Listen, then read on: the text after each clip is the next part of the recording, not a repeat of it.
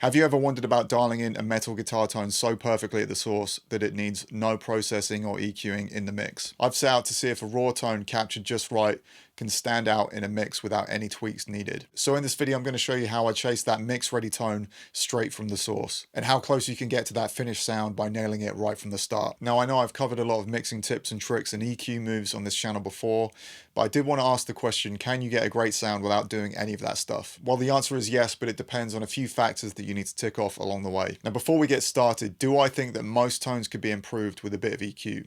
Well, for the most part, I do think that. I think EQ can always improve upon a tone, but I still think it's possible to dial in a great tone and still impress people without doing any mixing. And the better the raw tone is, the easier it's going to be to mix. Back in the day, the approach for engineers was to really nail the tone that they wanted in the mix as they were recording it. And the more heavy-handed you get with EQ in the mix, the weirder your guitar can sound because you're essentially altering the phase of certain frequencies. And I know I've made this point a lot, but the most crucial factor in your entire rig is the speaker and the cabinet you're using. If you find great cabinets with some incredible sounding speakers, so much of the hard work is done for you because that is the biggest impact on your EQ curve in the entire rig. Before I made my impulse response pack a few years ago, I was on a real mission to find the best cabinets with the best sounding speakers that will translate to the best sounding guitar tones in a mix. Speakers that weren't too bright, harsh or fizzy, that had a really balanced sound to them. Now, all of these principles apply to the world of real gear as well as amp sims. Okay, so I've got a demo here and we're going to try and dial in a tone so good that it needs no processing in the mix. So I'm going to loop a bit of isolated riffing. We'll go through the amp settings now. So up first, we're using an overdrive pedal. This just tightens up the front end of the amp. It naturally does a bit of low and high pass filtering to your guitar tone before your guitar hits the front end of the amp.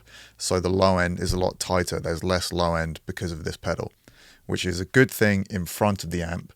And then you can add more low end into the amp, which is going to like push the air out of the cab. But having it nice and tight on the way in is great. So these are my typical settings. I've talked about this before in various other videos. We're going to just start with, everything at noon near enough to begin with. The gain's just going to stay there. And then we're going to look at the speaker stuff.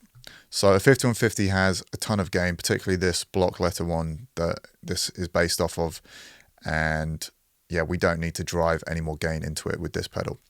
Now, this is what an amp sounds like without a cabinet.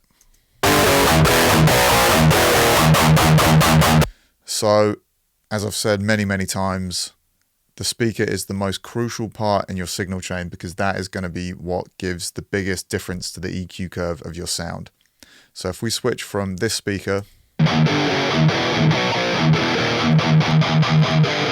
that speaker, the speaker is making the amp sound drastically different. So putting as much of your time into getting the best mic placement, finding the best speakers or impulse responses is going to be the most important thing to getting a really good guitar tone.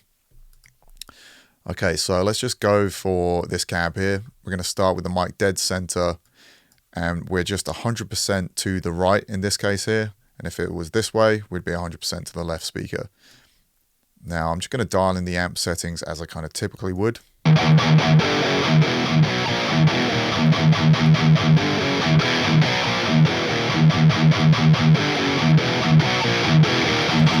Now typically the high control on a 5150, it starts to bring up a bit more of the nasally mid-range or upper mids between 1 to 2K. So I typically get more of my high end coming from the presence control, which actually doesn't really do much until you get to about here. That is not a fault with the plugin. That is exactly how a 5150 works in the real world. It's literally just like nothing. And then it just kind of kicks in around this area. So that's kind of how and why I have these amp settings. I don't need too much mid-range because there's a ton coming from the cab, the mic, and the speaker. Now, if we have the mic placement dead center on the speaker, we're going to have quite a lot of bright, harsh, high end. A lot of that kind of 6K kind of waspy sound that we don't really want to hear too much of. But if we go too far away from the center, we start to introduce a lot of kind of weird cab artifacts and kind of resonances, and it sounds like a hairdryer is on in the background of your tone. A lot of that kind of sound.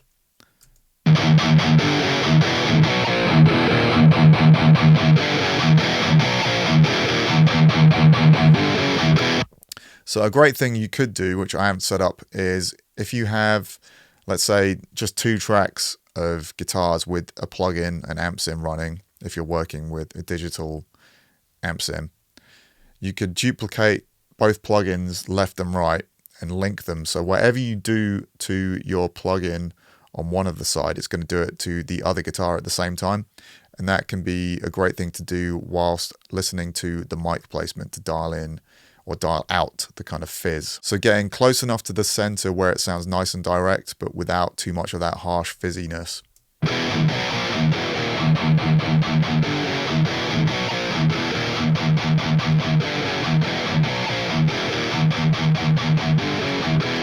Cool, so somewhere like that always sounds good.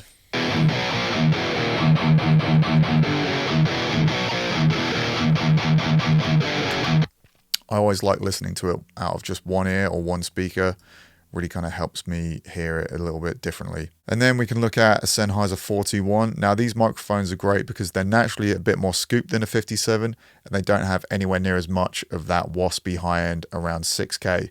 So blending in a bit of a Sennheiser 41 is actually going to help produce even more of that fizzy high end around 6K as well, but not relying on this mic quite as much as a 57. So let's just listen to that mic now.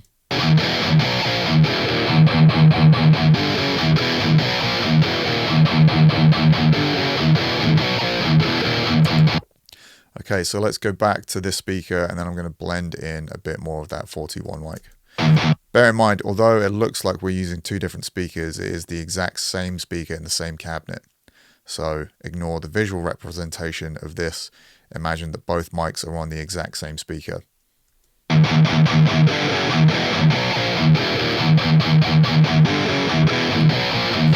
You'll notice if I start on the 41 and then quickly move to the 57, you hear that kind of fizzy, waspy fizz on the top of the high end around 6K jump in.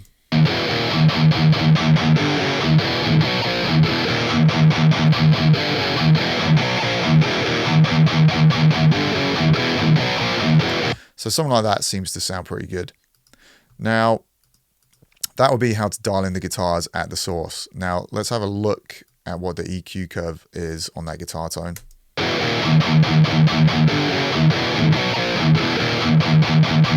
There's a fair bit here around 4.5, which I don't want to see too much of. That could be a bit of the 41 mic, or it could just be that speaker.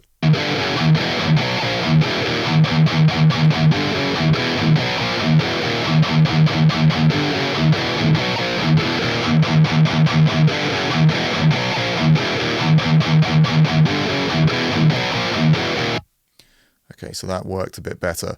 Now, I'm going to go and switch over to my impulse responses now because there is a speaker that I like to use that isn't in the plugin. So Cab 2 of the impulse response pack has a vintage 30 from the year 2005 in it. And this is the speaker that I used on our album Cycle of Suffering. And it sounds like this. Now, it's not necessarily my favorite sounding speaker that I own, but I think it's probably the most mix ready just in terms of the natural curve on it. It's not very fizzy and harsh above 5K, so it kind of drops off nicely. And it doesn't have a lot of that kind of nasally upper mids or 1 to 2K area. So just the speaker itself just naturally has a kind of mix ready EQ curve to it. It's definitely more pronounced in this bite area, and then it kind of drops off pretty steeply around here.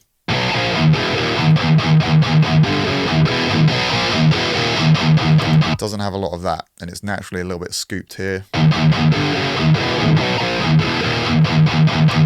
So that's why this is a great contender for getting a tone that doesn't need any EQing in the mix. So position 3 is like my go-to mic placement in each speaker, and then 0 would be dead center, and then 5 would be the furthest I'd ever go, but still be like a usable position.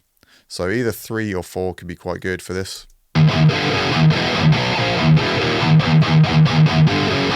Okay, let's go position 3, and then we're going to blend in a 41 mic. So I'm going to try bottom left speaker here in cab 3, 41. Let's listen to this position.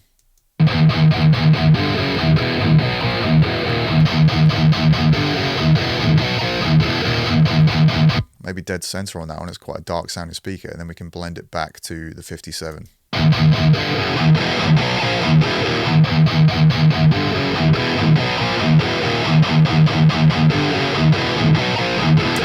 Okay, so let's go back to the amp settings and look at how they affect the overall EQ curve of the tone.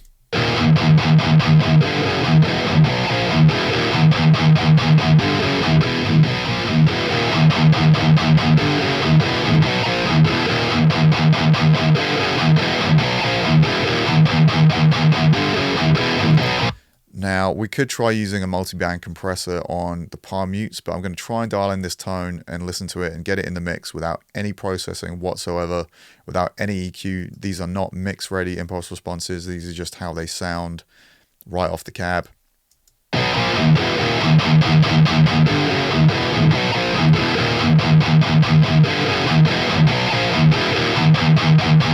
And because there isn't a lot of that 1 to 2K in this impulse response, the main one we're using, which is cab 2, the 2005 vintage 30, it means that I can put a bit more of the high end on the amp in there on the high control versus the presence.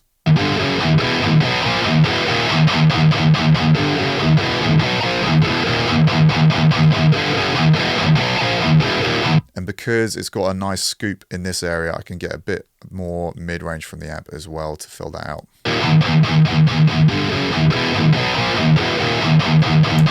Okay, so let's listen to that. I'm going to copy and paste those settings onto all 4 rhythm guitar tracks now. Okay, so my main tracks are panned hard left and right, and then the secondary quad tracks are 5 dB quieter, and they're only panned 96% left and right. So let's listen to them in the mix with no processing, and then we're just going to get them to sit right just by getting them at the right level.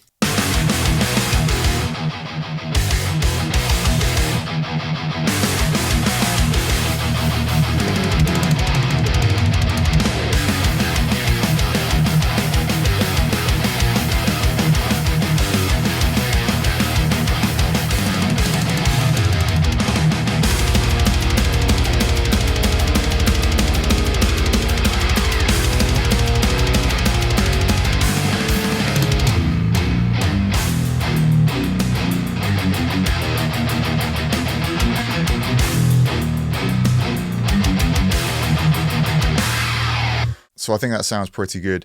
Any EQ you start to do with the guitars, the more heavy-handed you get, the weirder the guitars can start to sound. So if you can get your guitars to sit right in a mix, sounding really balanced without any processing whatsoever, not even multi-band compression, then you're going to be in a really good spot when it comes to mixing, and you can do things in a bit more of a subtle way. And the more of that natural microphone tone, that natural mic placement that you can just leave alone in the mix, the better and clearer your guitars are going to sound versus having a tone that you're going to need to crowbar into your mix with a ton of EQ and processing. So getting a really great guitar tone without any EQ in the mix is entirely possible, but it just really depends on how good your speaker is. But now if you've got your guitars in a better place, how do you make space for your guitar solos?